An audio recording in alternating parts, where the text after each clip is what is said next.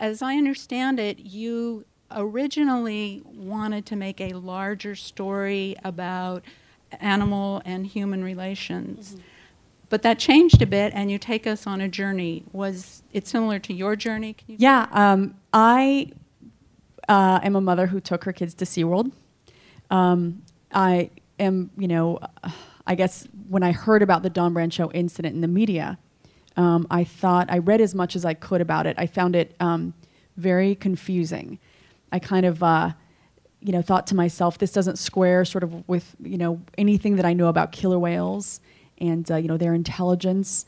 And I just sort of thought that they didn't do that to us, especially in that park. I sort of thought that they, are our friends here on this planet, just as dolphins are. And we have sort of these images of these animals, and it didn't make sense. I wasn't sure if he was playing. And so anyway, the more I read, and for one, I also thought it was a one-off. I thought it was an aberration. And just kind of wanted to sort of investigate what it is about us that sort of, desires to have a relationship with our predator counterparts.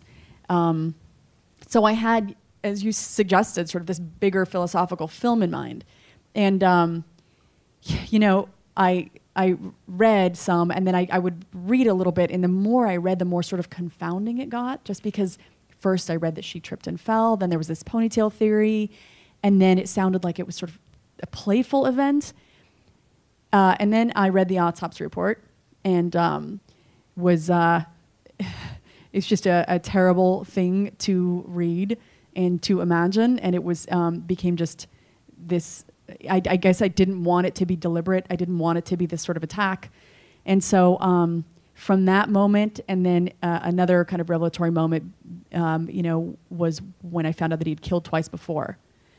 Suddenly, I realized I couldn't make the film that I was going to be making, and felt in this strange way that I was being kind of, compelled to tell the truth here. It wasn't sort of, my original directive or what I had in mind.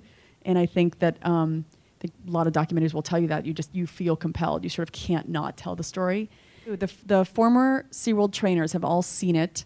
I think everyone's seen it by now. They did. Some of them knew each other. Some of them overlapped, in their tenure at SeaWorld, and some didn't. Some came much, much later. And in fact, we have one guy in the film who left SeaWorld not even a year ago. So he came on very late because he had just quit and he was still nervous and backed out of one interview after we'd sort of flown out there to go interview him. He just sort of said, I can't do this. And then maybe 2 months later, 3 months later, we revisited that.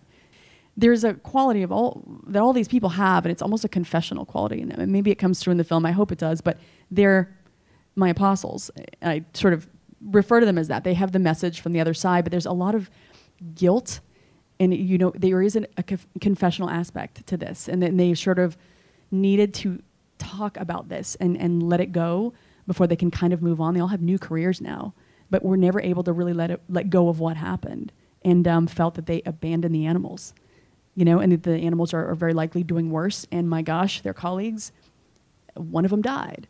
So they just sort of feel like they can't shut that door without kind of talking some of this stuff through.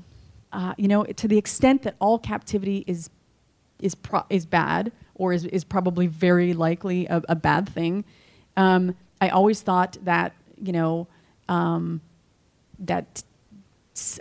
whales in SeaWorld were probably treated better than like a primate in a defunct zoo. So in my mind, that I was not going in to this film to talk about, whale, the state of the whales and mistreatment of whales or anything like that.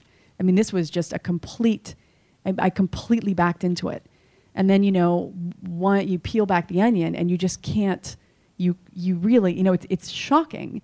And in fact, I really, what shocks people a lot is that this seems so incendiary, and the film seems so incendiary, but it's so tip of the iceberg. I mean, I just simply couldn't. I wanted the self-restraint to stick with a single story, and I wanted to sort of tell audiences a story of Tillicum, start 40 years back and just march him through as a protagonist, because I didn't want to shoehorn all these activist facts to overwhelm people, because I don't learn that way, and I don't think everybody learns that way. I sort of like trust your audience, you know? I think at this point, I just have such hope, I guess. You know, yes, I do feel that you come out of these films hopefully with a little bit of shock and anger, some questions, some more questions, and then ultimately hope.